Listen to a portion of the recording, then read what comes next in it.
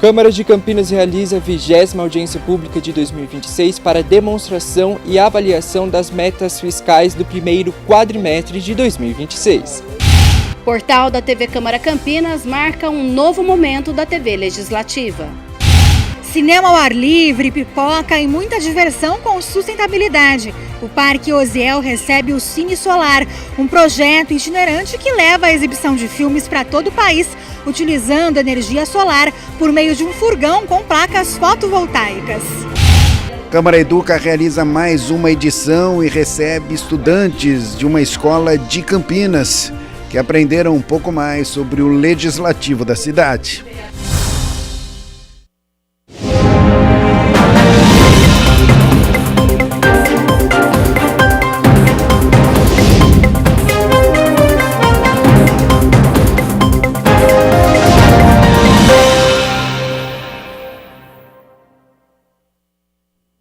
Olá, boa tarde. Semana começando, segunda-feira, 1º de junho de 2026. Inicia agora o Jornal Câmara Notícia, ao vivo, meio-dia mais 3 minutos. Muito obrigado pela sua companhia, pela sua audiência. E vamos conversar, participe, mande a sua mensagem para o número do nosso WhatsApp. 19 é o nosso DDD, para você que é de Campinas e região, já sabe, né? Pode ir direto, o número aparece aqui embaixo da sua tela. 978293776 é o número do nosso WhatsApp, ou você pode enviar o seu elogio, uma crítica construtiva, o que você quer assistir aqui no nosso telejornal, apontando a câmera do seu celular para o QR Code, já aparece uma mensagem na sua tela, o WhatsApp da TV Câmara Campinas, você aperta que a gente conversa ao vivo. E vamos com as notícias da metrópole. Cinema ao ar livre, pipoca gratuita e energia limpa. Moradores do Parque Osiel aqui em Campinas participaram neste último sábado de uma sessão especial promovida pelo Instituto CPFL. O Cine Solar, primeiro cinema itinerante movido à energia solar do Brasil, voltou à comunidade com uma programação que reuniu cultura, sustentabilidade e diversão para toda a família. O centro de lazer do Parque Osiel se transformou em uma grande sala de cinema a céu aberto. A iniciativa, promovida pelo Instituto CPFL, reuniu os moradores do bairro para uma noite de lazer, cultura e também convivência. Antes do filme, a bateria do Olodum Campinas trouxe muita dança e diversão para a criançada, apresentando uma junção do ritmo brasileiro com a cultura chinesa, por meio da dança do leão, uma tradição folclórica do país.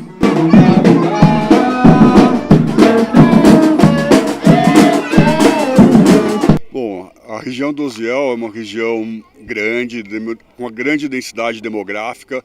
Campinas tem vários equipamentos de cultura, né? Nós tivemos agora recentemente o espaço do Teatro de Arena retomado para a cidade e a gente está levando cultura para outras regiões. Nós já estivemos na região do Mingone, da Lagoa do Mingone, já estivemos aqui no Osiel e esse ano, aproveitando o clima de Copa, aproveitando o projeto de futebol que nós temos aqui 400 crianças que fazem um projeto de futebol no contraturno escolar, que recebem uniforme, treinamento, cesta básica e contra isso tem que ter uma frequência escolar, boas notas. Então, buscando toda essa interação dos projetos, nós chamamos nosso time, fizemos junto com as crianças aqui uma pintura espetacular na praça, isso vai ficar de legado para torcer para a nossa seleção agora nessa época. Então a gente escolheu o Osiel por conta de todos esses projetos, de trazer ainda mais cultura, cinema, arte para a região. Mas não é só a telona que chama a atenção da criançada. Toda a estrutura que faz o cinema funcionar viaja dentro desse furgão aqui, que é equipado com placas fotovoltaicas que captam a energia do sol e fazem o cinema funcionar. Uma forma de trazer cultura e também conscientização ambiental. Além dos filmes, o público pôde conhecer de perto o funcionamento do sistema de energia solar. O espaço conta com atividades interativas que ajudam a explicar de forma lúdica como a tecnologia pode contribuir para um futuro mais sustentável, com o apoio do Instituto CPFL. O Cine Solar ele viaja o Brasil todo fazendo exibições de cinema e a gente tem essa estrutura itinerante. A gente está gravando aqui dentro da nossa estação de ciências, que quando em viagem aqui é a carga. O que é a nossa carga? A gente leva as cadeiras, o projetor, a tela, o sistema de som aqui dentro e a gente monta ao ar livre, como está acontecendo aqui hoje no Parque Osiel, né? Então a ideia é essa, dentro do furgão a gente leva a nossa equipe, leva os equipamentos e a energia. Então aqui no teto do furgão tem as placas fotovoltaicas e aqui dentro as baterias que armazenam essa energia para fazer as exibições de cinema. E como é que surgiu essa ideia tão diferente? Eu já atuo com projetos de exibição de cinema há mais de 20 anos e aí eu conheci no encontro internacional um grupo holandês chamado Solar Cinema, que inspirou a gente aqui no Brasil para montar o Cine Solar. Só que aqui no Brasil ele é muito específico, porque hoje inclusive fazemos parte de uma rede internacional de cinemas movidos a energia solar e aqui no Brasil a gente entendeu que não seria só um cinema. A gente tem também essa responsabilidade social da difusão dos ODS, da difusão da energia renovável, do acesso ao audiovisual, né? Então a gente montou a nossa estrutura e trouxe essa ideia da Estação Ciências também para aproximar um pouco mais dos participantes, das crianças, dos adultos, para entender como que a luz do sol vira energia elétrica. Esta é a segunda vez que o Cine Solar passa pelo Parque Osiel. A ação integra uma série de projetos desenvolvidos na região, nas áreas de cultura, esporte e educação, ampliando oportunidades para crianças, jovens e famílias da comunidade, que curtiram uma experiência diferente no final de semana. Tô ansiosa aqui. Tô ansiosa. Ela também. E, bom, o que você acha dessa iniciativa aqui no bairro de trazer esse cinema aqui de graça, né, para as famílias e para a criançada? Porque eu acho que o filme vai ser muito legal. Qual que é o filme? É sobre o sistema solar. E você gosta de ciências? Muito. Conheceu lá o furgão também? Sim. Segundo o presidente da Câmara de Campinas, Luiz Rossini, a proposta vai além do entretenimento. Ao ocupar espaços públicos com atividades gratuitas, iniciativas como esta ampliam o acesso à cultura e fortalecem os vínculos da comunidade. Não, primeiro a gente tem que elogiar essa iniciativa do Instituto CPFL, né, que produziu essa unidade móvel movida a energia solar. Então todo o filme aqui é exibido com a bateria que é carregada com energia solar e levando cultura através do cinema para bairros como esse aqui. Hoje é um filme infantil, né, principalmente voltado para a criançada. Mas o mais legal é mostrar a possibilidade de você utilizar a energia do sol, a energia solar, aquela que não polui, né, para várias ações. A gente vê que isso é desenvolvimento sustentável. Quanto mais a gente puder utilizar energia de fontes naturais, como o sol, a gente está contribuindo com a natureza, com o planeta, evitando queima de combustível fóssil, por exemplo, para gerar energia, ou mesmo utilizando o potencial das hidrelétricas, que às vezes, em época de seca, dá até problema de racionamento. Mas, primeiro, eu acho que é colocar o pessoal aqui do bairro, hoje no Parque Osiel, em contato com essa tecnologia. Aqui, depois as crianças, as famílias podem entender um pouco mais o que é a energia produzida pela radiação solar. E segundo, trazer cultura, né, lazer, divertimento aqui para a população é muito importante. E hoje eu fiz questão de vir aqui com a TV Câmara para acompanhar essa iniciativa aqui. A FATEC Campinas prorrogou as inscrições para o vestibular do segundo semestre de 2026 até às 8 horas da noite do dia 8 de junho. A instituição oferece cursos superiores gratuitos, como gestão empresarial, manhã, análise e desenvolvimento de sistemas, manhã e também tarde, gestão da tecnologia da informação, à noite, logística também à noite e processos químicos à noite. As inscrições devem ser realizadas exclusivamente pelo site vestibular.fatec.sp.gov.br. E outra notícia, a Comissão Permanente para os Vestibulares, a Conveste, vai aplicar o simulado presencial do vestibular da Unicamp no próximo dia 14 de junho, um domingo, a partir da 1h da tarde. O exame vai ser realizado nas cidades de São Paulo, Campinas, Piracicaba e Limeira. Os locais de prova de cada participante já estão disponíveis para consulta na página da Conveste na internet, na área logada dos participantes. É só entrar lá no conveste.unicamp.br. Estão inscritos 7.020 estudantes que cursam ou já concluíram o ensino médio.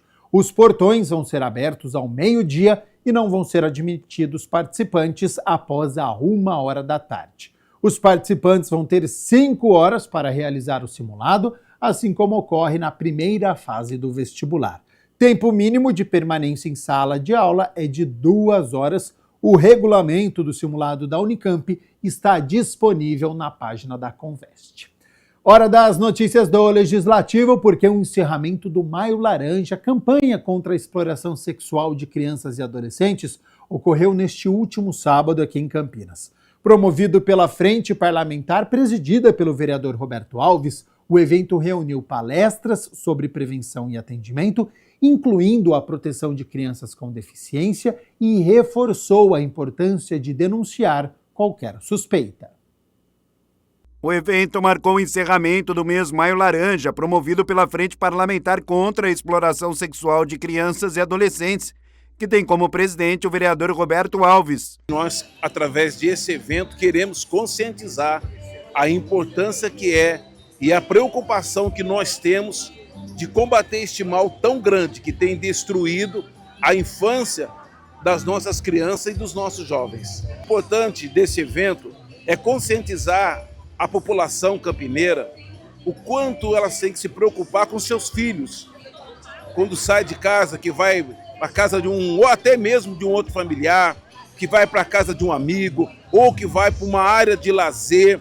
Então os pais têm que se preocupar. O evento foi aqui na Praça Rui Barbosa. Teve inclusive uma apresentação infantil, uma forma lúdica e educativa de tratar o tema com crianças e adolescentes. Qual o seu papel na peça, nesse teatro infantil super importante para conscientizar crianças e adolescentes? Bom, eu sou a Júlia, uma criança que sofreu abuso, e por conta disso ela vai pedir uma ajuda. E essa ajuda vai vir do Robertinho e da Dorinha, que faz parte do teatro do Robertinho e sua turma. Uma forma lúdica e criativa de conscientizar também. Exato, para poder alcançar a criança e fazer com que ela tenha coragem de falar o que está acontecendo, para que isso não venha repetir na vida dela e também possamos denunciar as pessoas que fazem isso com a criança e elas têm medo.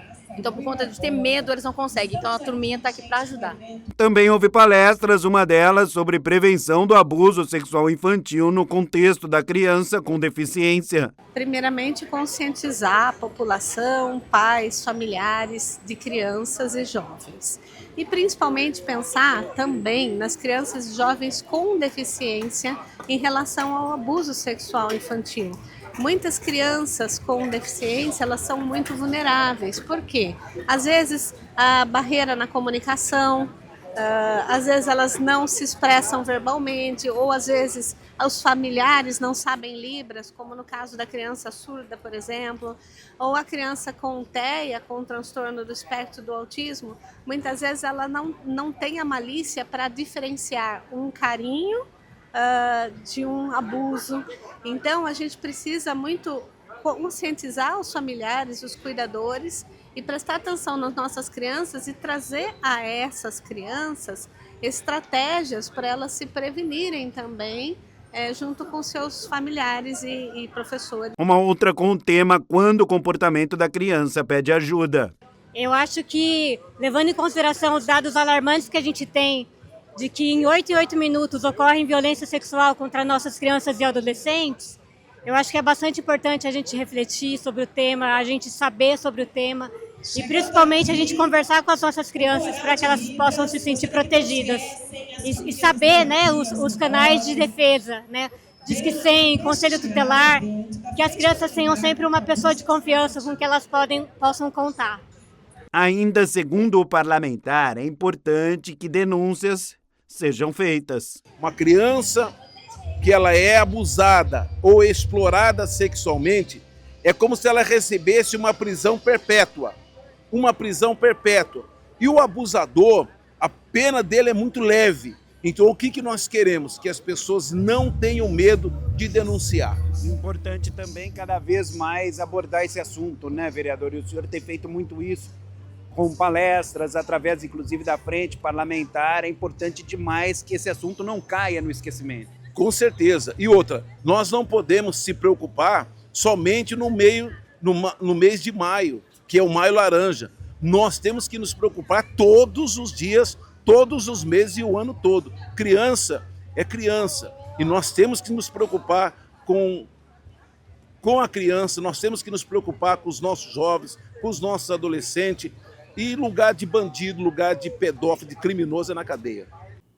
12:16. Muito obrigado pela sua companhia, pela sua audiência. Estamos ao vivo nesta segunda-feira e olha só, a partir de hoje, em toda a edição do Câmara Notícia, você vai sentir o clima da Copa do Mundo. Um espaço especial que vai trazer entrevistas, informações, curiosidades e conteúdos exclusivos sobre o maior evento do futebol mundial. A cada edição, o quadro vai apresentar a tabela dos jogos, histórias marcantes, dados das seleções participantes, personagens ligados à seleção brasileira, reportagens especiais dos bastidores e das emoções da competição. Roda a vinheta, que tem atacante de Copa do Mundo aqui no estúdio.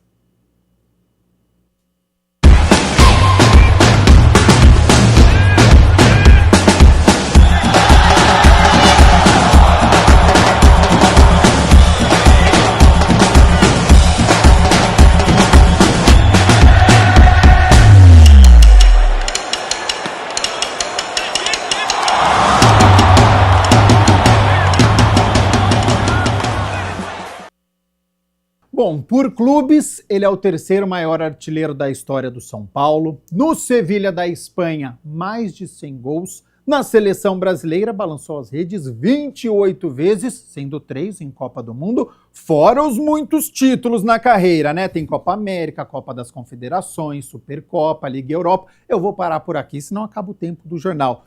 Luiz Fabiano, muito obrigado pela disponibilidade do seu tempo, ter aceito o convite para participar da primeira edição do Câmara na Copa. E aquele garoto que começou aqui em Campinas, na Ponte Preta, imaginava ter uma carreira com tanto sucesso no futebol. Seja bem-vindo ao Câmara na Copa. Obrigado, é um prazer estar aqui com vocês, TV Câmara. Realmente, quando eu comecei, não imaginava aonde eu iria chegar, né? Mas, graças a Deus, eu tive a felicidade de vestir a camisa da seleção e ter disputado uma Copa do Mundo. Acho que o máximo do jogador é chegar numa Copa do Mundo. Eu, nascido aqui, joguei aqui nos campinhos, aqui no campinho, que é bem perto aqui. Comecei no campinho de terra e cheguei a disputar uma Copa do Mundo, motivo de orgulho e alegria. Exatamente sobre isso que você falou, né? Conseguir chegar numa Copa do Mundo. Qual que foi o momento mais marcante da sua trajetória na Copa da África em 2010? Minha trajetória, eu acho que foi o primeiro gol. O primeiro gol é inesquecível. Eu vinha de momentos difíceis, de um tempo sem fazer gol, de uma pressão muito grande, porque o camisa 9 ele sofre uma pressão muito grande. Ele é o cara que tem que colocar a bola para dentro. E eu vinha de um momento complicado, mas graças a Deus eu consegui fazer 2 gols contra a Costa do Marfim. O primeiro gol acho que é o marcante por se tratar de ser o primeiro, né, numa Copa do Mundo, que muitos foram, poucos conseguiram fazer e eu acabei conseguindo. Então, sobre isso que você citou, que eu acho que é o fundamental, né? Como que o jogador ele lida com a pressão? Porque tem um país inteiro esperando por um título, né? Seleção brasileira, essa cobrança é muito grande. Você tem pressão na Ponte Preta, teve pressão no São Paulo, deve ter tido pressão no Sevilha também, da Espanha. Mas quando está na seleção brasileira, junta tudo isso que eu citei e a expectativa é que você faça gols. Só 10%. Isso, exatamente. No clube é uma pressão muito grande, mas a seleção brasileira, todo mundo dando pitaco, cornetando, aquela pessoa que não sabe nada de futebol, manda lá na sua rede social. Como é que o jogador ele lida com essa pressão? Olha, eu acho que ele precisa se preparar mentalmente para esse momento, porque realmente é um momento de mais pressão da carreira dele, porque ele tá com uma nação pressionando e o mundo inteiro vendo. Não é só o Brasil, é o mundo. E ele sabe que é o mundo vendo a maior competição de futebol do planeta. Então ele tem que estar preparado mentalmente. Não é fácil, né, a gente sentir essa pressão, mas a partir do momento que a bola rola, a gente acaba esquecendo tudo, que é o nosso momento dentro do campo, é o nosso trabalho e as nossas ações. Então, acho que os jogadores eles chegam preparados para esse momento, para que eles consigam desempenhar o melhor futebol. Você utilizava celular no vestiário. Eu sei que 2010 era diferente, que hoje em dia todo mundo está conectado, mas naquela época, né, você via os comentários em redes sociais ou conversava com a família. Como é que é a relação do atleta com o celular e como que deveria ser para os atletas que estão hoje? Na verdade, nós não ficava vendo muita rede social, né? Era um momento mais blindado, vamos dizer assim, que a gente vivia, porque na Copa anterior existiu todo aquele oba-oba e na Copa de 2010 a seleção queria fazer tudo diferente do que aconteceu em 2006 para não repetir os mesmos erros. Mas depois dos jogos passava-se como estava as capitais do Brasil, depois dos jogos, dos gols, aquele clima de festa, assim, para ver como é que estava a torcida em relação ao incentivo, e conversava mais com a família. A gente, em relação à cornetagem, à imprensa, a gente ficava meio que blindado, estava mais focado mesmo no nosso trabalho. Tem alguma história de bastidor de Copa que pouca gente conhece? Dia livre vocês podiam sair ou não? Ficava tudo concentrado? Como é que é a Copa do Mundo para o atleta? A Copa do Mundo é uma competição à parte, apesar dos poucos dias livres que nós tivemos, nós não saímos porque a gente estava na África do Sul e diziam que era perigoso. A gente não via nada, mas por precaução não diziam para sair, para ter cuidado e tal. Então a gente no dia livre tinha uma sala com videogame, jogos de tudo que você pode imaginar, pimbolim, bilhar, então a gente se reunia na sala. Tinha uma bolha ali para ficar preso ali, para ficar mais concentrado na Copa, e a gente se reunia nessa sala e ficava fazendo de tudo ali. Ô Fabiano, o Dunga, que foi o treinador à época, né, ele tem a fama de ser linha dura, de ser defensor da disciplina, de priorizar a força física. O Ancelotti é italiano, que é uma escola defensiva que sempre foi muito elogiada. Na sua visão, falando agora da seleção brasileira atual, o Ancelotti precisa focar neste setor de defesa, 1-0 e 1-0 tá ótimo, ou você pensa como atacante, como goleador que foi, quanto mais gols marcados, mais chances de vitória? Eu penso como atacante, mas eu acho que tem que se pensar num todo, né? A seleção defensivamente é muito bem servida. Os dois zagueiros da seleção estão chegando de uma final de Champions League, né? Marquinhos e Gabriel Magalhães. Então, para mim, está bem servida. Vendo o jogo de ontem, o que eu mudaria, eu encaixaria o Danilo no meio de campo. Acho que o Danilo ele está num momento espetacular. Desfaz o esquema com 4 atacantes. 4 atacantes e colocaria 4-3-3. Quem perde vaga aí nesse ataque? Aí é com o Ancelotti. Aí esse problema ele vai ter que resolver. Mas, a minha opinião, eu tentaria 4-3-3. Eu acho que com um jogador a mais no meio de campo, você acaba preenchendo o meio. E os 3 da frente, eles são muito bons e uma hora ou outra eles vão fazer o gol. Ô Fabiano, você acha que o futebol brasileiro, de alguma maneira, ele perdeu a identidade? As pessoas não conhecem mais os atletas, nós estamos no meio de uma troca de gerações, porque tem muitas reportagens fazendo isso, né? Você chega na rua, olha, Ibañez, mas Ibañez é brasileiro? Ou falou, mas onde que ele joga? Está perdendo um pouco essa identidade, comparando um pouco da sua época para hoje? Você acha que o brasileiro está se afastando um pouquinho da seleção? Ou é normal, vai chegando a época de Copa dos Jogos, o povo volta a se interessar e conhecer? Eu acho que devido aos nossos resultados recentes, né, de resultados ruins, a gente ficou um pouco desinteressado, sim, né? E essa seleção é uma seleção em formação também, né? Não foi uma seleção que a gente viu das eliminatórias até a Copa do Mundo, como aconteceu, por exemplo, em 2010, que a gente veio junto nas eliminatórias, Copa das Confederações e até a Copa do Mundo. O Igor Thiago chegou agora, né? Recentemente já foi convocado. Foi uma surpresa, ele acabou nas últimas convocações dando conta do recado e foi convocado.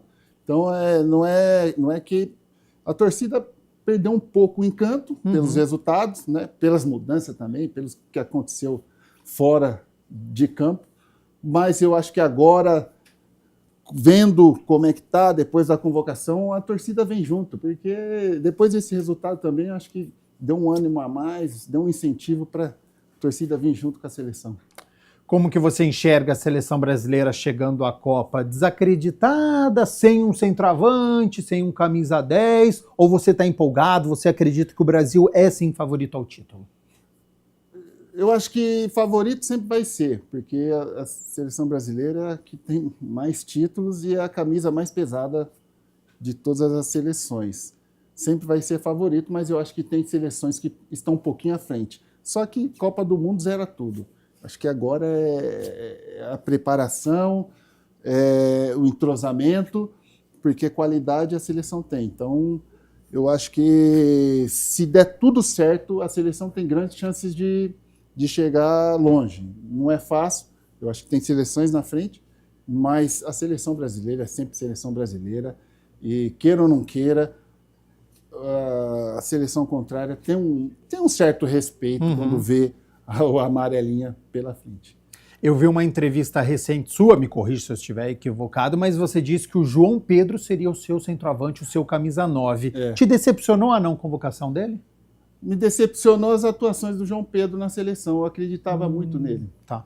Eu acreditava muito nele, eu gosto dele, ele era um muito bom jogador no clube, e eu acreditava que ele, repetindo o que ele faz no clube, ele poderia ser convocado. Eu também gosto muito do Pedro.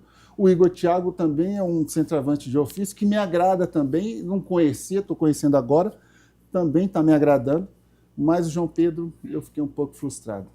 Precisa ter um camisa 9 como o Luiz Fabiano lá? Muita gente cobra isso, né? Pô, não tem mais o Luiz Fabiano, não tem mais o Fred. O futebol atual ainda permite um jogador como você? Hoje é tanta velocidade, é tanta troca de posição que acaba perdendo um pouquinho de espaço. Jogador como o Pedro, como o mesmo João Pedro. Não, acho que o segundo tempo da seleção mostrou isso. Mostrou que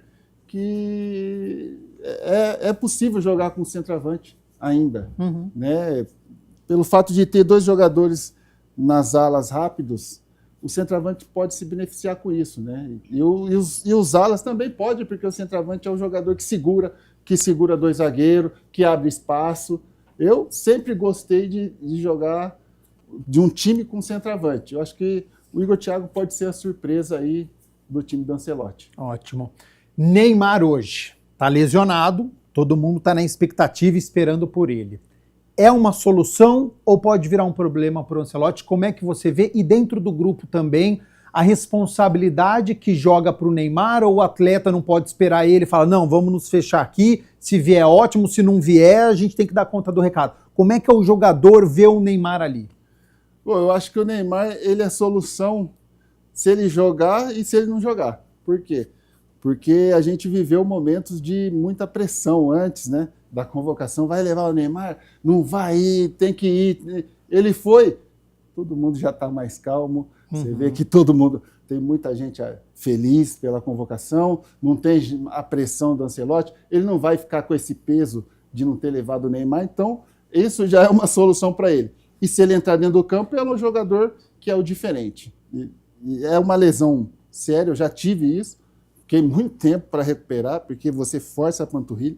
Grau 2 é quase o grau máximo, então eu espero que ele se recupere, estou na torcida para isso, mas não vai ser fácil. Vamos ser sinceros que estão dizendo que 2 semanas está bem. Espero que sim. Você demorou mais que isso? Eu demorei quase 2 meses para voltar a jogar. Fortalecer, eu voltava, dava uma dorzinha, que é normal, mas não estou dizendo que a lesão do Neymar é igual a mim, pode ser diferente. Espero que seja e que ele possa jogar, voltar a jogar, mas é uma lesão meio chata. Ô Fabiano, com a sua experiência recente, né, de seleção brasileira e Copa do Mundo, tem alguma coisa que aconteceu lá em 2010 que não pode acontecer hoje? Na sua vivência lá, você falou, opa, isso aqui precisa ser diferente nas próximas Copas.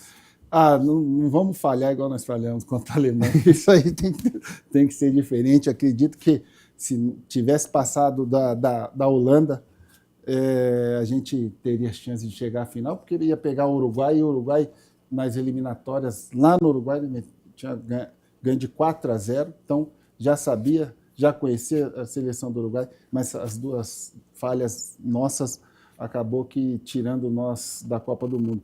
Copa do Mundo tem que estar atento o momento todo, não dá chance para o azar, e se quer vencer isso, tem que estar ligado os 90 minutos. É um sentimento amargo que você sente até hoje? Eu acho que é um dos piores momentos que eu tive na carreira.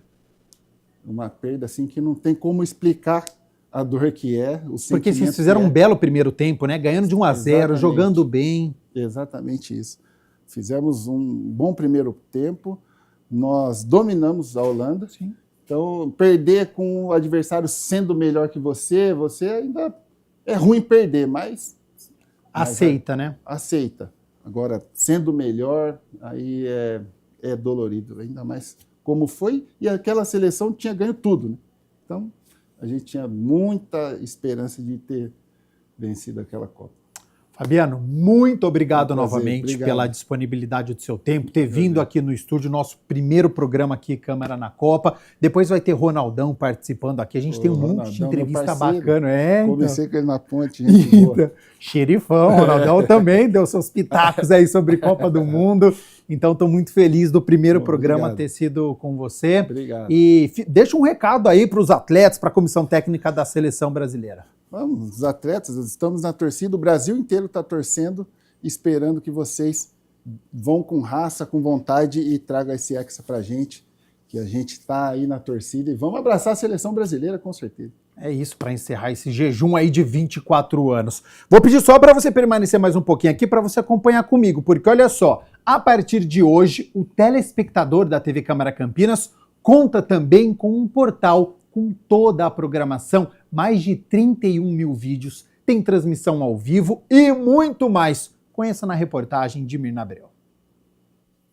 Programas ao vivo, trechos quentes com os melhores momentos das sessões, audiências e debates, destaques da grade de programação, vídeos publicados nas últimas 48 horas no canal oficial da TV Câmara Campinas e muito mais. O resultado, otimizado com a inteligência artificial, permite a TV na palma da mão, com conteúdos que podem ser conferidos no momento em que o internauta quiser.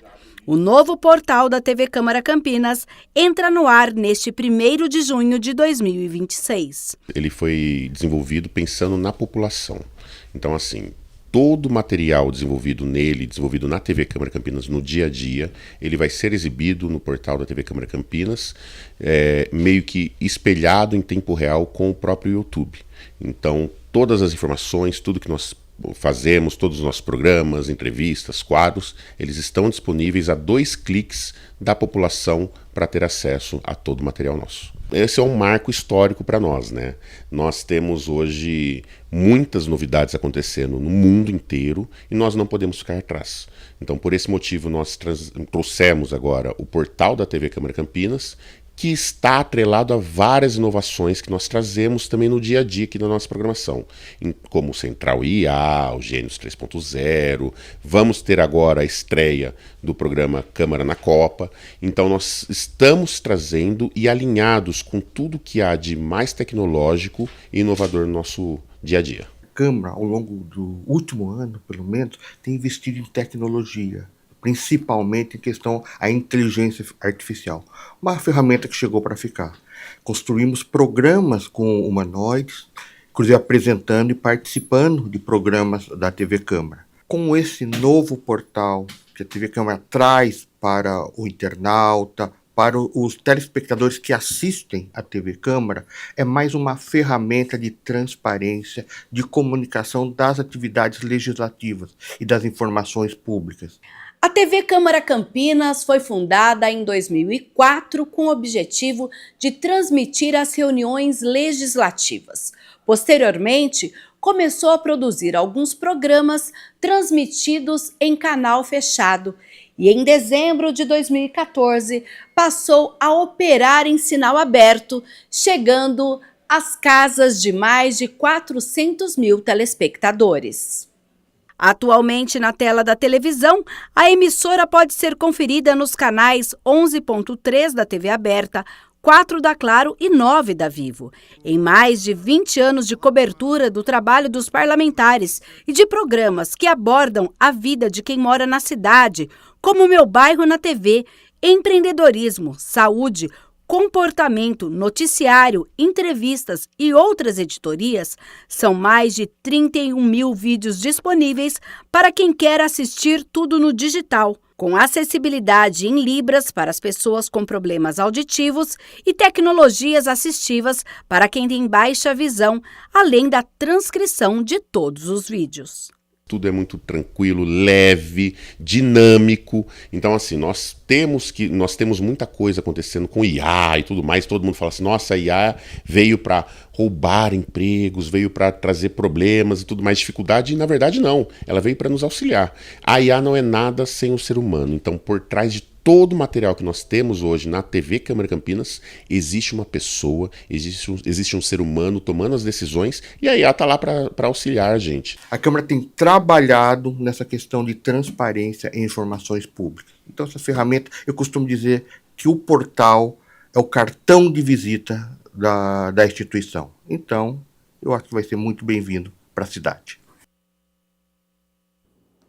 A Câmara Municipal de Campinas realizou a audiência pública para a prestação de contas das metas fiscais do primeiro quadrimestre de 2026.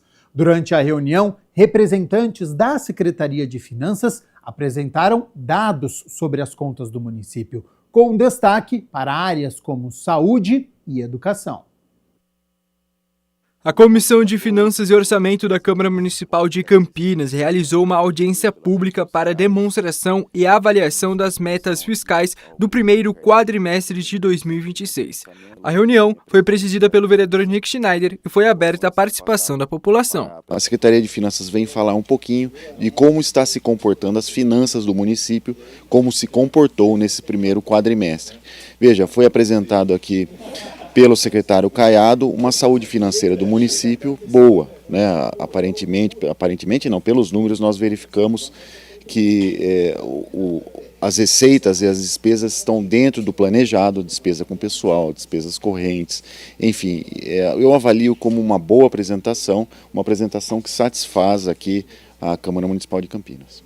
Durante a audiência, representantes da Secretaria Municipal de Finanças apresentaram os dados fiscais do município, conforme determina a Lei de Responsabilidade Fiscal, que prevê transparência na gestão dos recursos públicos e a prestação periódica de contas ao Legislativo e à sociedade. O objetivo aqui é a demonstração e avaliação do cumprimento das metas fiscais, né, como disposto aí no parágrafo 4º do artigo 9º da Lei de Responsabilidade Fiscal. Iniciando então pela nossa receita, o acumulado de janeiro a abril de 2026, a gente traz um quadro aqui demonstrativo do acumulado, né, das receitas totais. Então, até abril de 2026, a receita ela teve uma variação nominal de 5,2% e uma variação real de 0,8%. Foram arrecadados 4 bilhões e 79 milhões e 600 mil contra 3 bilhões e 877 milhões e 600 mil no quadrimestre de 2025. Destaque aí das receitas correntes, com uma receita acumulada de 3 bilhões e 636 milhões, contra 3 bilhões e 546 milhões em 2025, um crescimento nominal de 2,6%, mais um decréscimo real aí de 1,8%, considerando o IPCA acumulado até abril de 4,39%. A audiência contou com a participação do secretário municipal de Finanças, Aurílio Caiado. Entre os principais temas debatidos estiveram os investimentos nas áreas de saúde e educação. A questão da educação, né, vamos primeiro pelo que é mais inteligível, mais facilmente. A educação, ela tem gastos que são sazonais. Tá? No final do ano, ela compra uniforme, ela compra o kit escolar, e principalmente paga o 13º. Então são 3 folhas em 2 meses. Então ela tem que fazer caixa para fazer esse gasto no final do ano. Então não dá para gastar 25% agora, que senão chegar lá no final com 27%, 28%. Então sempre, é um contrassenso também do Tribunal de Contas, que ele faz alertas mensais, dizendo, olha, você não está atingindo, mas não é para atingir mesmo, olha assim quanto que eu recebi agora e quanto que eu gastei. O da saúde, uma parte é justificada por isso também, outra parte é justificada pelo SUS, que tem caído, tanto quanto o Fundeb, são as 2 receitas de transferência que são muito importantes, tanto para a educação quanto para a saúde, e que tem vindo menos do que veio ano passado, né? Então isso explica uma parte, a outra parte é pela sazonalidade também. A Comissão de Relações Internacionais da Câmara realizou uma reunião extraordinária com a presença do embaixador de Cuba no Brasil, Victor Manuel Cairo Palomo. O encontro reuniu parlamentares e representantes ligados à pauta internacional para discutir relações diplomáticas, cooperação entre os países e o cenário econômico e social vivido por Cuba. Conforme a presidente da comissão, vereadora Paula Miguel, a reunião reforça o compromisso com a diplomacia entre os povos e a defesa da soberania diante dos desafios enfrentados pela ilha caribenha. Estou muito feliz com a presença de vocês aqui na cidade de Campinas, na Comissão de Relações Internacionais, e acho que é muito importante o relato, né, de como está Cuba hoje, né, e o que mudou. A gente sabe que desde a eleição do Donald Trump, as coisas aprofundaram muito em Cuba. E a gente também quer poder saber um pouco de alguém que vive lá, não só o que chega até a gente, porque a gente sabe também que a mídia não mostra tudo e muitas vezes a mídia cria uma narrativa que não é a real, né, a verdadeira. Em seu discurso, o vereador Gustavo Peta destacou a relação histórica de solidariedade entre Cuba e o Brasil, principalmente nas áreas da saúde e da cooperação internacional. Se existe um país que é solidário com outros países, esse país é Cuba. E nós sentimos isso por muitos anos aqui em Campinas, de diversas formas, em especial com a presença de mais de 90 médicos cubanos que atenderam o povo da nossa cidade em diversos cantos dessa cidade, principalmente na periferia da cidade, com aquela tradição da medicina mais humanizada, com a força do projeto cubano na saúde pública. Estive recentemente em Cuba, vi como o bloqueio econômico que dura décadas traz dificuldades para o desenvolvimento de Cuba, principalmente agora sobre governo Trump, esse bloqueio, que é um bloqueio econômico, um bloqueio comercial, um bloqueio financeiro, um bloqueio de diversas facetas e dimensões, tem criado dificuldades para o governo cubano e para o povo cubano em especial. O debate também contou com a participação da vereadora Fernanda Souto e do cônsul-geral de Cuba, que ressaltou o fortalecimento das relações entre os países. Realmente, sempre nos sentimos muy estimulados por essa relação com Campinas. O embajador seguro se vai referir à situação que enfrenta Cuba hoje. É a situação mais perigosa da história da nação cubana. Não de la revolución, no solo de la revolución, de la nación cubana. Un gobierno fascista, repito, fascista, no tengo otro nombre, ha llegado al imperio. El imperio está gobernado por un grupo fascista. Porque, dígame si no es fascismo, la persecución a los inmigrantes de la forma en que lo hacen. Me lembra lo que hizo Hitler con los judeos, o las ejecuciones extrajudiciales a las lanchas que dice que son narcotraficantes en el Pacífico, en el Atlántico. ¿Por qué no los capturan y los llevan a un juicio? Los asesinan. Eso es fascismo. Secuestrar a un presidente, atacar a Irán, un país con el que están negociando. Não se pode crer em essas pessoas. Ao abordar o atual cenário econômico e social cubano, o embaixador Víctor Manuel Cairo Palomo destacou manifestações de apoio recebidas do Brasil. Cuba hoje enfrenta um genocídio, mas é um ataque multidimensional. E o que significa um ataque multidimensional? É um ataque que tem ações econômicas, financeiras, comerciais, energéticas e, ao mesmo tempo, tem ações em la média, tem acompanhamento, parceria contra Cuba, das redes sociais e da média hegemônica. E média hegemônica em boa parte do mundo. Portanto, a situação de Cuba hoje, tão complexa, passa por uma narrativa que impõe os principais médios dos Estados Unidos. Para Paola Miguel, o intercâmbio cultural, político e diplomático fortalece a troca de experiências e amplia os laços entre Campinas e Cuba. Coisas muito significativas que foram ditas aqui, né? O momento é agora, né? E como que pode Cuba, né, que é uma ilha, tá ameaçando, né, o país que se diz a maior potência mundial. Então a gente vê que, de fato, os Estados Unidos está querendo fazer esse processo de dominação há muitos anos e a todo custo, no forceps, e isso está gerando um genocídio em Cuba. Amigas e amigos, Brasil pode ser mais.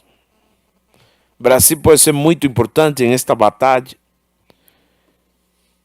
É importante que Brasil sinta que este é um problema não de Cuba só, um problema do mundo e de Brasil também. E que imperialismo americano, e não conhecemos bem, não é confiável. Sempre ataca. É perigoso. E Cuba se está preparando para lutar. E se não chega a guerra, Estados Unidos tem que parar essa guerra econômica contra Cuba. E se ataca Cuba militarmente, tendrá uma resposta. Temos direito a la legítima defensa. Y nos vamos a defender hasta últimas consecuencias, como dice Benigno, hasta última consecuencia. Como dijo Che, hasta vitória sempre, amiga. A proposta que amplia a lista de materiais proibidos para compra e venda em ferros velhos e estabelecimentos de sucata em Campinas entrou em vigor. E agora é lei.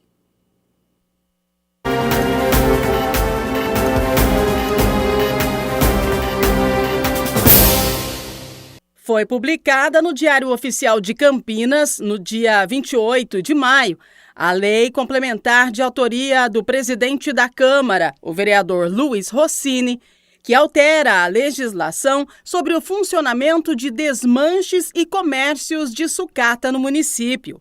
A nova regra amplia a lista de materiais proibidos para compra e venda nesses estabelecimentos, incluindo cabos de cobre, bicos de mangueiras de incêndio e acessórios. Primeiro, a gente tem assistido, infelizmente, um crescimento de pequenos furtos, principalmente na região central.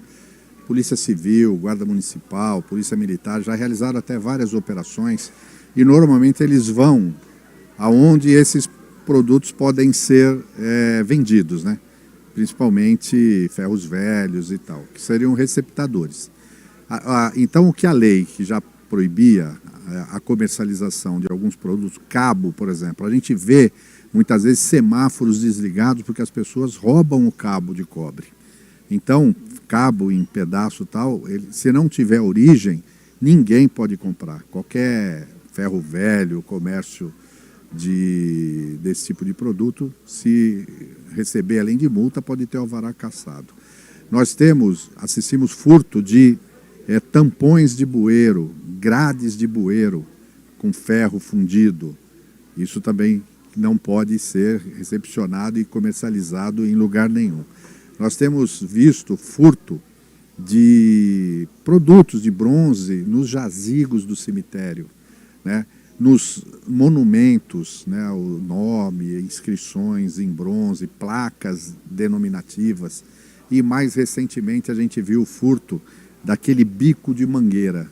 Então aquelas mangueiras dos edifícios que ela vem, que fica enrolada dentro do hidrante e tem um bico de cobre, os pessoal furtando aquilo lá também, inclusive colocando em risco a segurança desses edifícios. Então a gente incluiu esse tipo de material também na lei que existe, porque eu acho que a melhor forma de você coibir esse tipo de ocorrência, desses pequenos furtos, é você impedindo que isso tenha valor comercial.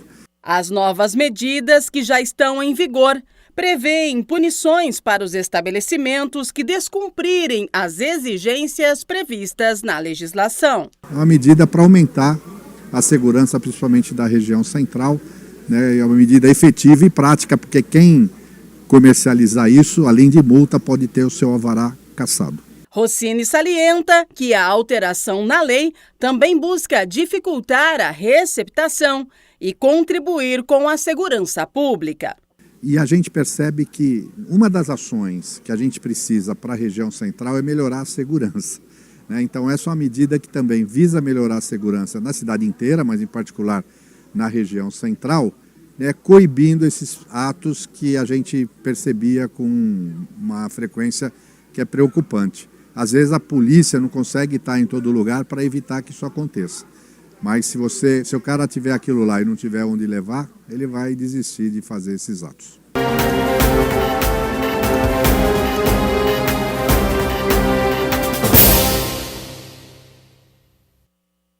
A Câmara Municipal de Campinas recebeu alunos de um colégio para o projeto Câmara Educa. Os estudantes visitaram o plenário, a sala da presidência, aqui o estúdio da TV. Fizeram perguntas e conheceram de perto o trabalho do Legislativo. A Câmara Municipal de Campinas abriu as portas para receber estudantes do Colégio Leviseu. O projeto Câmara Educa traz crianças e adolescentes à Casa de Leis para aproximar a sociedade do trabalho do Legislativo Municipal. A Câmara Educa é um programa muito legal de educação aqui da Câmara, que a gente recebe os alunos do ensino fundamental e até do ensino médio para apresentar o Poder Legislativo, explicar a função dos vereadores, explicar a função do Parlamento, explicar a função do Poder Judiciário, do Executivo, com isso para dar uma educação mesmo para os nossos jovens, para a gente ter cada vez mais uma melhor conscientização política. Acho que essa é a ideia principal. Os estudantes circulam por vários departamentos aqui da Câmara Municipal de Campinas e, claro, né, saem daqui aprendendo um pouco mais sobre o Legislativo campineiro. Alunos do 5º, 6º e 7º anos conheceram espaços como o plenário e a sala da presidência. A visita também incluiu uma parada especial no estúdio da TV Câmara Campinas. Pois é, a coordenadora de jornalismo, Mina Abreu, mostrou como tudo funciona. Os estudantes fizeram perguntas e adoraram estar aqui. Eu gostei muito, é um programa muito especial pra gente criança que estuda nas escolas de Campinas. É muito legal assim participar, né? E gostei muito. E olha, tem quem queira trabalhar na imprensa. Se Deus quiser, um dia eu vou conseguir ser jornalista e orgulhar minha família, né? Por conta disso, que já virou um sonho pra mim, que já falei isso com alguns amigos meus lá do bairro, que eu queria ser jornalista, e eles realmente falaram que não ia acontecer, mas vai acontecer porque eu acredito, eu sonho e meu sonho tem que ser grande pra isso. Boa, já tá treinando aqui. Já! Mas é isso mesmo, esse é o meu maior sonho, né? E eu quero muito conquistar isso. Gostou? Eu amei, ó. Eu aqui, ó. Eu amo Já estou gostando muito desse ambiente também, estou aprendendo bastante como é que funciona a política, também o jornalismo que tem aqui e muitas outras coisas, né? Eu gosto muito de história também. Tem também quem quer ser um representante do povo. Vereador, cuidar desses direitos, assim, das leis, por causa que eu acho que tem muita desigualdade sobre o fato de ter mulheres que ganham menos do que os homens. Aí eu queria deixar tudo igual. Gostou da visita aqui na Câmara? O que você achou dos bastidores? Gostei, achei todos os bastidores todos simpáticos, todos gentil. E também gostei de fazer pergunta aqui. Muitas perguntas. Também conversamos com a diretora do colégio, que destacou a importância da visita para a formação cidadã. Nós, do colégio, nós acreditamos na importância dos alunos saberem como funciona, né, o poder legislativo, executivo, judiciário, coisa que eu sou da década de 80, né, isso era muito falado, nós aprendíamos muito sobre isso. E hoje acreditamos que a sociedade, né, que está vindo é uma sociedade um pouco alienada politicamente. Então eles precisam saber como funciona, quais são as diretrizes, o votar, né? Por que votar? Como votar? O que cobrar? Às vezes se reclama, mas isso também interfere dentro do colégio, porque o colégio é a primeira sociedade política onde o aluno entra, né? Então é a primeira sociedade democrática. Então quando se fala em leis, existem leis dentro do colégio, existem a questão da sociabilização. O vereador Vini Oliveira respondeu perguntas dos estudantes e falou sobre o papel do legislativo. A gente até emociona, eu me vejo no lugar desses jovens, né? É importante o jovem ter acesso à política para que nós não sejamos escravizados por pessoas que gostam que não sejam tão boas. Então acho muito importante sempre a visita dos jovens aqui na Câmara, para conhecer as instalações da Câmara Municipal, as dificuldades do nosso município e o trabalho do vereador. Os estudantes interessados em política, né, perguntando como funciona aí o dia a dia de um vereador, como funcionam as leis, né, vereador?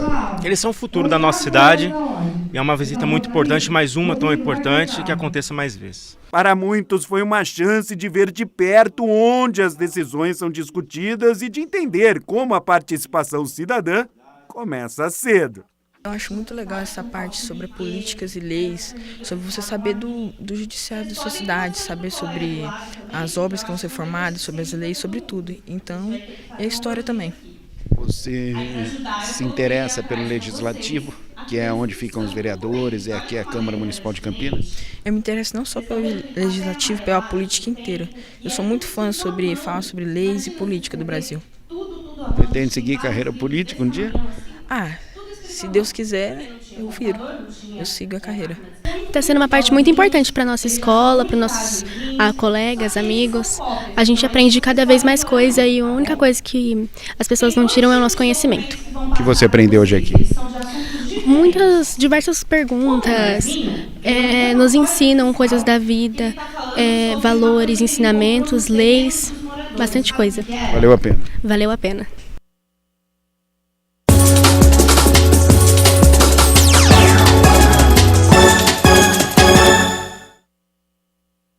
Hora de balançar as redes do Campeonato Brasileiro da Série C, porque ontem o Guarani deu um show, desencantou no Brinco de Ouro com uma goleada por 5-0 diante do Amazonas.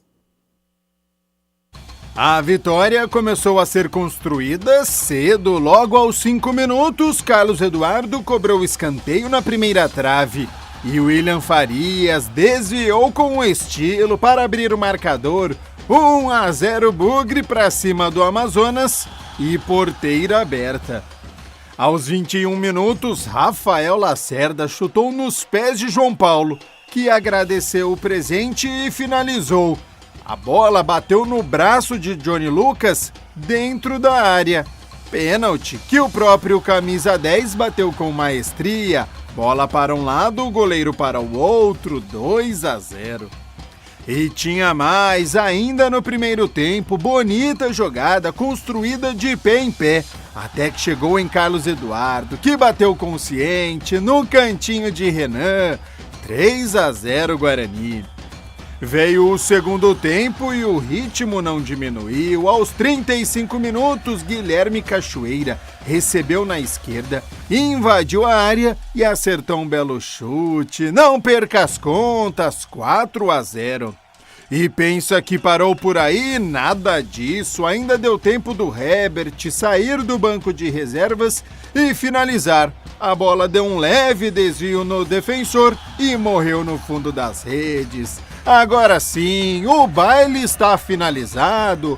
Final no Brinco de Ouro, Guarani 1, 2, 3, 4, 5. Amazonas, nada.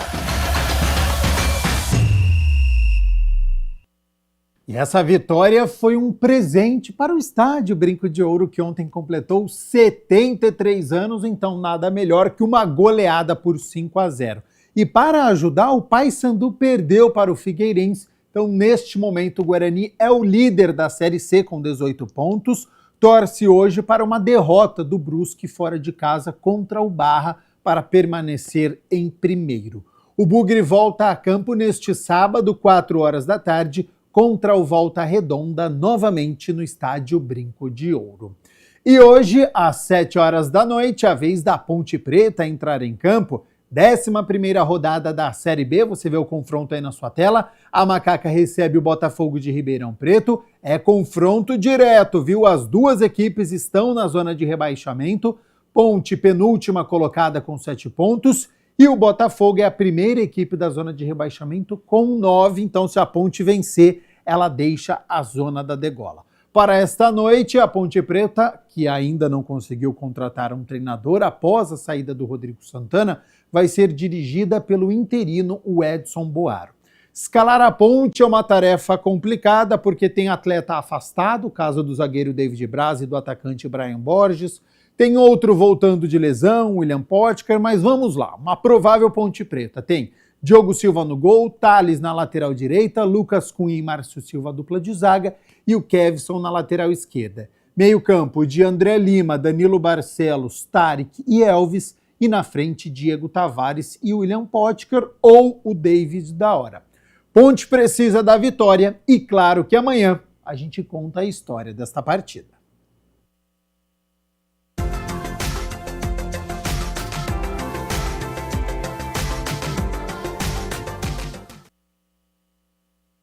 Semana começou com o tempo estável, aquele frio característico do outono, né? O vento deixando a sensação térmica baixa, mas ao longo do dia a temperatura sobe. Para amanhã, terça-feira, segue esta condição, não tem previsão de chuva, então o sol aparece durante todo o dia. E vamos às temperaturas, porque elas já estão aqui na minha tela. Então, para amanhã, o segundo dia do mês de junho tem mínima de 13 graus, então aquele agasalho, aquele casaco mais pesado vai ter que sair do armário porque faz frio pela manhã, também madrugada. Ao longo do dia até sobe, mas não passa dos 23 graus aqui na cidade de Campinas. O Jornal Câmara Notícia fica por aqui. Muito obrigado pela sua companhia, pela sua audiência. Continue na nossa programação, lembrando que hoje é segunda-feira, portanto é dia de reunião ordinária. A partir das 6 horas da tarde, os vereadores vão se reunir e eu volto amanhã na terça-feira. Até lá. Tchau, tchau.